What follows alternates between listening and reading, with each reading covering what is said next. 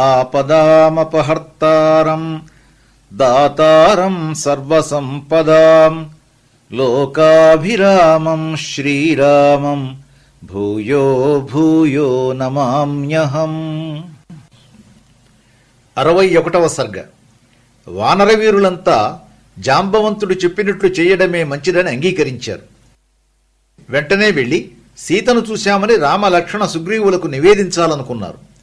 రావణుడు రాముడికి చేసిన అపకారానికి ప్రతీకారం తీర్చుకోవాలని సమరోత్సాహంతో ఉన్న ఆ వానరవీరులు గాలిలోకి ఎగిరి ఆకాశ మార్గంలో ప్రస్రవణ పర్వతం వైపు వెళ్లారు. దారిలో వారికి మధువనం కనిపించింది.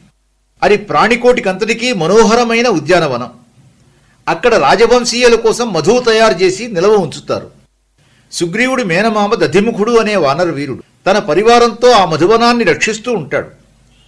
ఆ వనంలోకి ప్రవేశించడం ఎవ్వరికీ సాధ్యం కాదు. సుగ్రీవుడి అనుమతి లేకుండా ఆ వనంలోకి ఎవరూ ప్రవేశించకూడదు. ఆ వనం సమీపానికి రాగానే వానరులకు అందులో ఉన్న మధువు తాగాలని కోరిక కలిగింది. వారు యువరాజు అంగదుడిని అనుమతిమ్మని అడిగారు. అంగదుడు జాంబవదాది పెద్దలను సంప్రదించి వారిని అనుమతించాడు. వానరులంతా ఆ వనంలో ప్రవేశించి తోచినంత మధువు సేవించారు. ఆ తర్వాత ఆ స్థితిలో ఉన్నవాళ్లు చేసే పనులన్నీ చేశారు.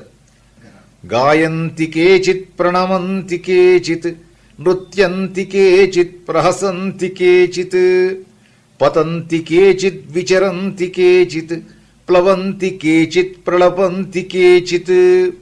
మత్తులో కొందరు పాడుతున్నారు, కొందరు వంగి వంగి దండాలు పెడుతున్నారు, కొందరు వెరగబడి నవ్వుతున్నారు, కొందరు పచార్లు చేస్తున్నారు, కొందరు కింద పడుతున్నారు, కొందరు పైకి ఎగురుతున్నారు, కొందరు ఏవేవో మాట్లాడుతున్నారు.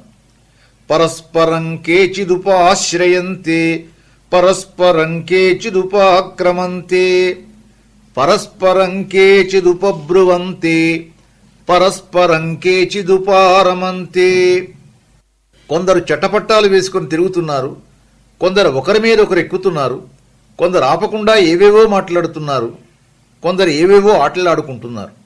గాయంతమన్యః ప్రహసన్నుపైతి హసంతమన్యః ప్రరుదన్నుపైతి రుదంతమన్యః ప్రణుదన్నుపైతి నుదంతమన్యః ప్రణదన్నుపైతి. ఒకడు పాడుతుంటే మరొకడు నవ్వుకుంటూ అతడి వద్దకు వెడుతున్నాడు. ఆ నవ్వుతున్నవాడి వద్దకు ఏడుస్తున్నవాడు ఒకడు వస్తున్నాడు. ఆ ఏడుస్తున్నవాడిని మరొకడు తోసేస్తున్నాడు. ఆ తోసేవాడిని చూసి అరుస్తూ మరొకడు వాడి మీదకి వస్తున్నాడు. మధువు కొంచెం ఎక్కువగా పుచ్చుకోవడం వల్ల వారి మనస్సులు చేష్టలు వారి స్వాధీనంలో లేవు. హద్దులు మీరిపోయాయి. మధువుతో తృప్తి చెందనివాడు గాని తాగి మత్తు తలకెక్కనివాడు గాని ఆ సైన్యంలో ఎవడూ లేనంతగా వాళ్లు మధువు సేవించారు. వాళ్ళు ఆ విధంగా అనుమతి లేకుండా వనంలోకి ప్రవేశించి ఇష్టం వచ్చినట్టు మధువు తాగి వనమంతా తొక్కి పాడు చేస్తుంటే వృద్ధుడైన దధిముఖుడు కోపంతో వారిని వారించాడు. కాని వారేమీ లెక్కబెట్టే స్థితిలో లేరు. అప్పుడు దధిముఖుడు మంచి మాటలతో లాభం లేదని కొందరిని తిట్టాడు, కొందరిని కొట్టాడు, కొందరితో తగవు పెట్టుకున్నాడు, కొందరిని బతిమాలాడు. అతడు బలప్రయోగం చేశాడని కోపించి మత్తులో ఉన్న వానరులు అతన్ని అటూ ఇటూ లాగడం మొదలుపెట్టారు.